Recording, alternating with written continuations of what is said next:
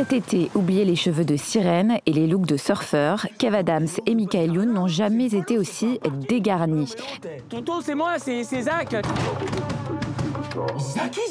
T'as changé quelque chose, non? T'avais une coupe de cheveux différente il y a 2 minutes? Oui, je les ai coiffés de l'autre côté, c'est pour ça.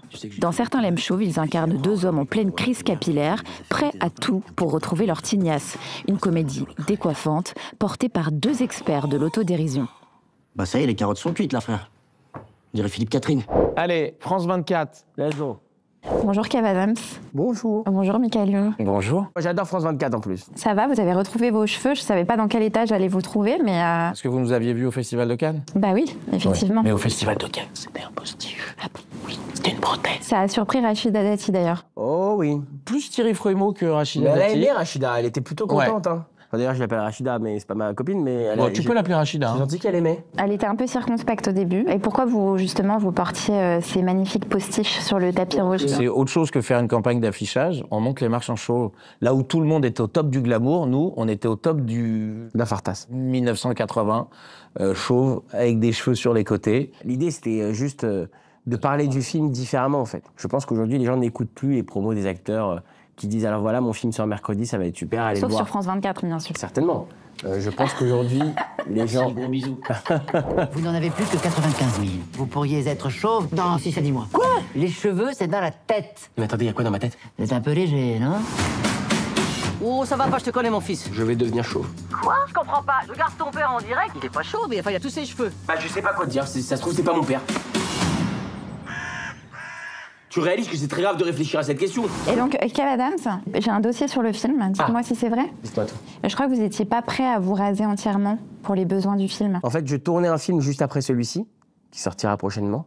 Et je ne pouvais malheureusement pas être totalement le crâne rasé, parce que je tournais l'autre film juste après. J'ai terminé le film, le nôtre, Certains aiment chauve, pile poil 5 jours avant le tournage de l'autre film après.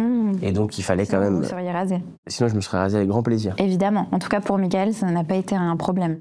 Non, mais alors, moi, c'était pas c'est pas pour me la raconter par rapport à mon camarade, c'est juste que je voulais pas passer 4 heures par jour au maquillage. Donc, j'ai préféré me raser la tête, quitte à avoir une libido de merde pendant à peu près 6 mois. C'est le principal problème des chauves, c'est le changement d'apparence. Or, il faut réussir à s'accepter tel qu'on est et se dire, c'est ma nouvelle image, accepte-le, si je m'aime, les autres m'aimeront.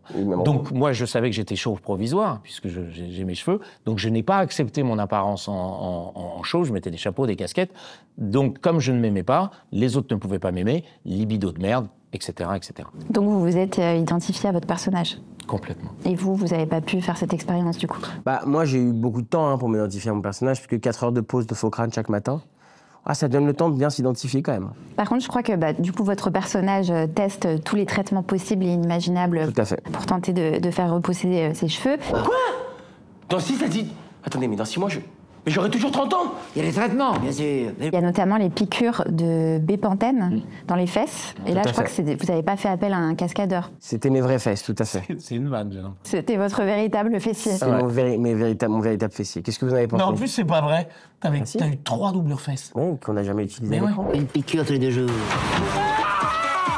Donc vous avez monté les marches à Cannes avec une calvitie. Et je crois d'ailleurs que Michael Youn, c'est ce jour-là que vous avez rencontré Quentin Tarantino? C'est très bizarre de rencontrer Tarantino, qui est pas loin d'être une idole, si ce n'est une idole, le jour où vous êtes le plus mal fagoté, quoi. Le jour où vous avez vraiment une tête qui est pas la vôtre et où il n'y a aucune chance que vous lui tapiez dans l'œil et qu'il te dise « Ah, peut-être je vais le prendre pour le prochain film, lui ». Donc voilà, il nous a juste accordé une photo. Même avec des cheveux, il se serait pas dit peut-être je vais le prendre pour un prochain. Oui, c'est la bonne excuse. Jusqu'où vous seriez prêts à aller tous les deux pour un film? Moi, j'ai déjà pris 30 kilos pour un film, ça m'a pas dérangé. Lequel? Dans Incontrôlable, j'avais 30 kilos de plus. Ouais. Ah ouais? Ouais. Sauf que bon, ça fait à peu près le même poids qu'aujourd'hui, mais à l'époque, c'était 30 kilos de plus. Le plus dur, c'est maigrir. C'est ce que vient de faire Tahar Rahim, c'est plus dur. Pour Alpha, c'est plus dur de maigrir que de grossir. Je serais pas prêt, par exemple, à me faire tatouer pour un film. Ça, non. Moi, je crois que je serais prêt à tout. Vous êtes allé jusqu'où, Kev Adams, en termes de transformation physique pour un rôle? Bah, j'ai perdu pas loin de 15 kilos quand même, presque 16 même. Pour l'ami public? Non, pour Love Addict. Love Addict. Love Addict, un film de Franck Belloc avec Marc Lavoine et Mélanie Bernier, qui est sorti en 2018. Juste pour être sûr, vous n'allez pas enlever votre t-shirt. Comment ça a fonctionné votre duo? Alors à l'écran ça fonctionne très bien, mais sur le tournage, comment ça s'est passé? On se marche pas sur les pieds. C'est pas facile entre. Alors moi j'ai plus l'impression d'être ce qu'on appelle un humoriste parce que je fais plus de spectacles, j'en ai fait, mais Michael, il a quand même aussi vachement, pardonne-moi, je t'ai coupé, mais un regard de réalisateur. Je pense qu'il adore aussi mettre les autres en avant, même quand il joue avec toi. Et pour le coup, il joue un personnage haut en couleur dans ce film-là, qui est l'oncle Joseph, tonton Joseph. Même quand il fait des vannes, il essaye de prendre rebond sur son partenaire pour essayer vraiment de rendre la personne avec qui il est encore plus marrante, quoi. Donc, je pense que c'est un vrai réflexe de réalisateur et en fait, surtout de réalisateur / acteur. Mon neveu préféré, mais j'ai pas vraiment bien là, toi. Mais je t'avais pas reconnu, excuse-moi, mais... T'as changé quelque chose, toi, hein? Je pense que quand il réalise ces films à lui, et qu'il joue dedans, il se dit comment je vais rendre les comédiens avec lesquels je joue encore plus marrants, encore plus à l'aise pour être marrant. C'est ça qui est difficile quand tu réalises et que tu joues, c'est que c'est toujours le réalisateur qui l'emporte. C'est jamais l'acteur. L'acteur, c'est celui qui s'abandonne, qui doit être dans son personnage et qui doit penser à rien d'autre qu'à la scène. Il doit même oublier qu'il y a des caméras, etc. Le réalisateur, c'est celui qui est omniscient. Doit être conscient de tout, de la lumière là-bas qui est un petit peu trop forte, du cheveu qui dépasse un tout petit peu ici, etc. Et donc, quand on est en chant contre chant et que je joue, par exemple, une scène avec vous, le réalisateur va toujours être là à dire non, mets-toi un petit peu comme ça, et voilà. Et c'est ça qui est le plus embêtant. C'est toujours le réalisateur qui l'emporte et jamais l'acteur. Et après, je pense qu'il y a aussi un truc juste de kiff et de plaisir. Michael, il se fait kiffer dans tout ce qu'il fait. Le mec est quand même un touche-à-tout avec du succès partout. Il a fait de la scène, il s'est éclaté. Mon bouquin n'a pas marché. Ah ouais? Mon bouquin n'a pas marché. Allez, lui, c'est une merde. Mon jeu de société n'a pas marché non plus. Non, mais voilà, la chanson cartonne, le cinéma, ça cartonne. À plein d'égards, il a tellement de succès derrière lui. Je pense qu'aujourd'hui, son kiff, c'est juste de se faire plaisir. Et on s'est vraiment fait plaisir sur ce film. On s'est vraiment, vraiment marré, quoi. Tu les as fait où, tes implants? Un petit peu partout. Principalement sur le crâne, évidemment. À partir de dorénavant, Je suis ton air coach. Ton partenaire. T'as capté? Partenaire.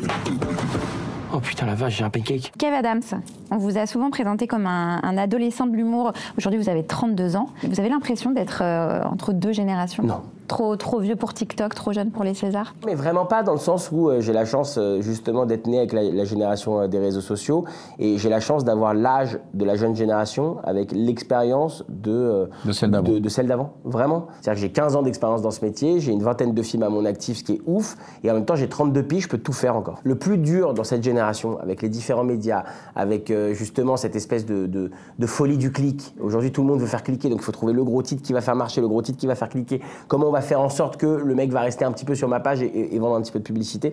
Je pense que la seule bonne manière de passer tout ça et de traverser les époques, puisque c'était votre question, c'est de rester soi-même. Et moi, je suis très très heureux de toujours être fidèle à ce qui me fait kiffer ou ce qui me fait marrer. Vous êtes tous les deux, vous diriez, des optimistes sur l'avenir. Que ce soit le rapport aux réseaux sociaux, les nouvelles générations, les problématiques. Moi, j'ai des enfants. Donc, je ne peux pas me permettre de ne pas être optimiste. Si je ne suis pas optimiste, je leur dis quoi?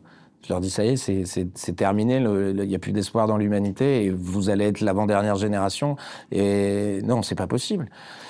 Ils ont aujourd'hui beaucoup plus de conscience que ma génération en avait. Ils ont beaucoup plus de moyens. Ils sont beaucoup plus au courant de ce qu'il faut faire et ne pas faire. Évidemment que je pense que il va y avoir des gros problèmes avec les réseaux, de même que la télé a été un problème à une époque parce que c'était cette boîte qui nous hypnotisait et que maintenant c'est ce téléphone qui nous hypnotise. Mais ils ont beaucoup plus de moyens d'être beaucoup plus intelligents que nous. Ouais. Donc moi j'y crois, oui. Moi, j'ai pas d'enfant, vous savez. Donc, je crois en rien. Vous êtes pessimiste. Non, mais je pense qu'il faut rester positif, quoi qu'il arrive, sur tous les sujets. Je pense que c'est tellement facile de crier à la fin du monde, de dire que tout va mal, de dire que les réseaux sociaux pourrissent nos vies. Je pense que ça dépend de nous, en fait. On fait un peu ce qu'on... Je crois qu'il n'y a jamais eu, comme vient de le dire très justement Mickaël, autant de possibilités qu'à cette époque. Possibilités de tout. Donc après, à nous de prendre ce qu'on a envie de prendre et de laisser ce qu'on a envie de laisser. Mais je pense que... En revanche, si on continue à faire semblant, et alors ça va être le moment où je suis ridicule, mais je m'en fous, si on continue à faire semblant de ne pas être au courant qu'on est en train de tuer cette planète, là, il n'y aura pas d'avenir. Donc il faut vraiment qu'on se réveille avant qu'il soit trop tard à ce niveau-là. Le truc le plus important, c'est pas les réseaux sociaux, c'est pas la politique, c'est pas les démocrates, les républicains. Le truc le plus important, c'est ce réchauffement climatique. Donc si on n'a pas de cheveux, finalement, c'est pas très important. C'est pas très grave. Moi, je voulais avant tout parler du réchauffement climatique. Évidemment, ce que dit Mickaël est très vrai et je pense que On vit quand même dans un monde qui évolue et qui change à plein d'égards. Et donc on a besoin de se marrer. On a besoin de se détendre, de débrancher un peu. Et c'est pour ça que ce genre de film existe. Merci Michael Youn, merci Kev Adams. Avec grand plaisir, merci à vous. Les lentilles, les oignons, l'ail, tout ça, tu peux en manger plein. Oh! Tu peux pas rester comme ça, frère, on dirait Gollum. Nous, on l'applaudit.